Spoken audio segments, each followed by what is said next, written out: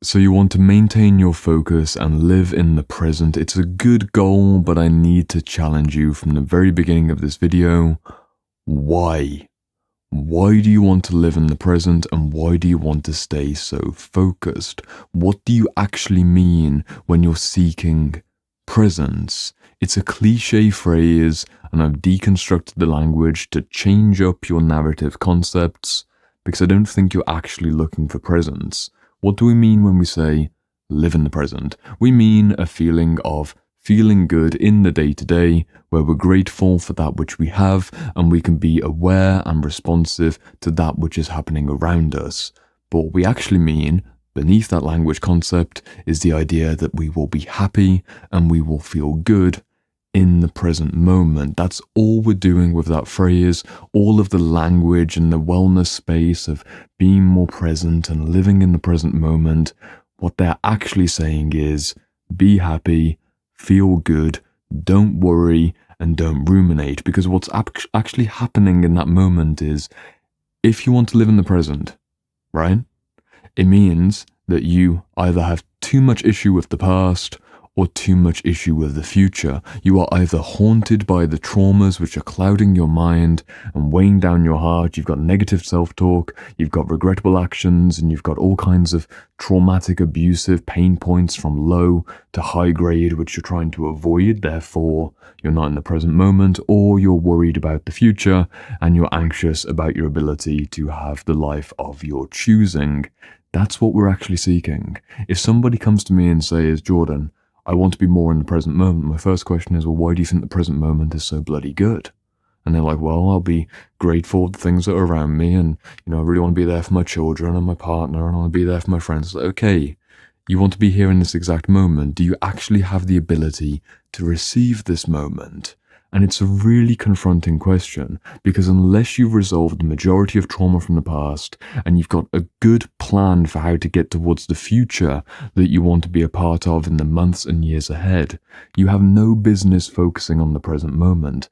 What a controversial thing for me to say, but I remember about 10 years ago when I went into my first meditation circle back at university, and I went in with all these different spiritual seekers, go through the door, and around 15 to 20 other university students, and we all learned to meditate together, and I went through the arc of multiple years building up my meditation practice, half an hour at first, and then 1 hour, and then twice per day, 1 hour each time, and then later on I went down the multiple hours, months of... What a waste. What a waste. It didn't make a difference. I needed to heal my trauma. I needed a plan for the future. Once I'd done the two of those, it was naturally easy for me to live in the present moment. I don't really need to worry about am I present or am I not present, because I'm not haunted by the past and I know what I'm doing next week. Seems ridiculous. That's not very mindful. That's not very spiritual. But it's the truth. It's the actual truth. If you want to live in the present moment, my genuine, heartfelt invitation is do the trauma work around the things from the past which are clouding up your perception and dragging you away from the present moment in that direction, and also make sure you resolve your anxieties that are pulling you towards a nervous future. You need a system, you need a strategy, you need a structure, you need a plan, you need goals, you need outcomes that you're focused on. And crucially, you need to have the self-esteem and the self-respect and the ability to be resilient in all of the day-to-day activities and challenges that you face, so that you can feel confident about getting that future at the final measure of, is this actually working? Is the future that I want becoming the present day reality? That will only be confirmed by actually having an enjoyable present day reality. I'm not trying to make this a complex video, and I don't think that I should recommend more meditation and more mindfulness. There's enough videos on that on the internet, and it just doesn't work. Future-focused anxiety is a very specific anxiety, which usually, when you peel it back again, is good future versus bad future. And if you have a good future, it means you know what you want and you get what you want. For most people, this will be fulfilling work, fulfilling personal relationships, and a healthy lifestyle overall with a good body, a good mind, good energy levels. Those are the three classic foundations. It's health, wealth, and relationships, and maybe you'll get your higher purpose as well. You will be much more relaxed and much more present if you feel like you're stacking the wins towards the future that you desire and you're not running away from the past, which was painful. You won't be thrown out of prisons, because what I'm interested in isn't to give you a variety of tools and techniques to bring you back to the present moment. I want to catch it one stage further, or one stage deeper, one stage before, when you actually get taken off the path in the first place. Those moments of negative self-talk, those moments of anxious rumination, either going towards the past or worrying about a future outcome, it's usually a traumatic thread that runs in either direction. And if you can resolve that through genuine shadow work, genuine inner work, and a patient process over many years of resolving the things which are begging to be resolved, not escaped and bypassed through some kind of spiritual, mindful, be grateful for what you have, and actually you live in a bad neighborhood, your career is nothing that you want it to be, and your relationships aren't going so well. You have every reason to not be in that present moment. It makes sense for a few years in your life, if things have started to get stormy, to not accept the present.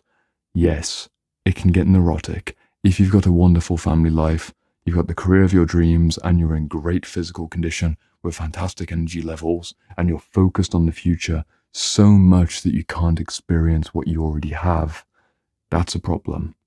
But I know the majority of people, the majority of individuals who are watching this video are not in a position where they've got everything they've ever wanted, and they're mainly challenged with this idea of not being grateful. That's not the kind of person who watches these videos. It's someone who has genuine ambitions for the decades ahead and genuine issues in the past that they're still trying to work through.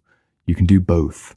And doing both will naturally lead to a greater feeling of presence, because you won't want to disembody and dissociate from your everyday reality. Right now in this moment, you will want to be here because you're not so overcharged. Doesn't matter if it's going from the past or the future. That's the actual issue. So if you want to maintain your focus, look out for the things that draw your focus forwards or backwards, trauma, or worry about the future. You have things that you can do which are within your power to increase your presence, and at the same time, don't bypass towards some sort of very naive, very uninformed reality escapism that meditation and mindfulness and even gratitude practices can be some kind of bandage towards a genuinely unacceptable reality that you have the ability to change. There is nuance that sometimes we do need to accept the things that are bad. Maybe we lost a loved one. Maybe we've got some kind of injury or some kind of sickness. I get it. I understand. We're not having that conversation. But in the grand scheme of your life, if you want to live in the present moment, make sure that you've got present moments that you actually enjoy, in which case there won't be this reality gap. There won't be a mismatch between perceived happiness or the happiness that you want to experience and an everyday situation which is taking away happiness. You'll have a happy interior and a happy exterior, a meaningful interior and a meaningful exterior.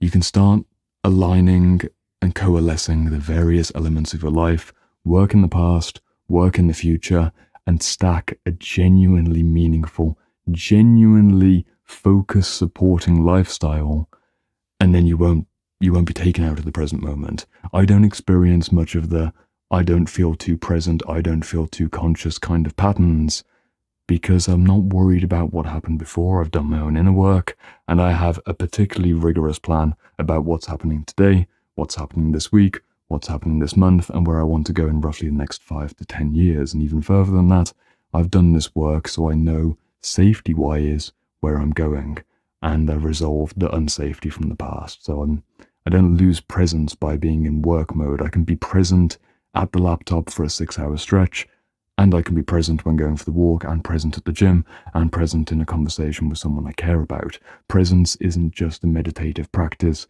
to be isolated from everyday life. You need to enjoy your everyday life. It's the unavoidable, completely unavoidable foundation. If you don't enjoy the things you're doing, you're naturally going to dissociate. If you're naturally dissociating, you have a choice point. Either take that as an invitation to change something about your life, or go deeper into it and find ways to cope and ways to survive, with the caveat that you're still doing things to change your everyday life. If you're leaving the moment, there's probably a good reason, and that's somewhere for you to really, really pause and reflect. Major patterns once more, something in the past, something in the future, or maybe a self-esteem or self-worth issue that you feel that you're too weak to change either of the stories or either of those sets of energetic blockages. It is within your power. It's not a complex question. I've deconstructed the language around presence in a way that was maybe not the most accurate that I could be, but I think the fundamental principle, the honest, wonderful opportunity, is that you're not powerless. You can change your present moment, and then presence will naturally feel easy, and it doesn't matter what you're doing with your day. Like I said, I can be present in this moment, creating this video for you. I can be present in the moment when I'm making myself a snack. I can be present in the moment when I'm having some kind of heated conversation because there's a disagreement and I'm working through it without dissociating. My presence is the ultimate foundation which I rely upon and isn't really challenged because I haven't got situations which are outside of what I want as my present reality, because I've spent many years in a row being very intentional about what I experience in my everyday reality. So if I do get a moment that's out of the story, for example, someone comes across into my life and they're really combative or really heavy or really disrespectful, I have got a central energy of presence, which even if I get swept to the side and I lose presence for a while and I do something unconscious or I waste some time with someone in a silly argument, my default returns back towards presence. Establish the foundation. You'll only establish the foundation by resolving the past and the future, and then you won't need to worry about any particular practice or any particular mindfulness meditation or any particular gratitude. They're good. They're good things to do. I want you to have a meditation practice if it works for you. I personally say grace with my meals. I've been doing this for years. I live a pretty intentional, decently conscious lifestyle. But those are secondary. Primarily, future anxieties and traumas from the past. Work there, and presence is a natural byproduct, and I hope this helped. Leave a comment in the comment section if you've got any particular expansions on this topic of presence or focus. I'm making videos every single week, and in the meantime, there's another video. I'll see you over there.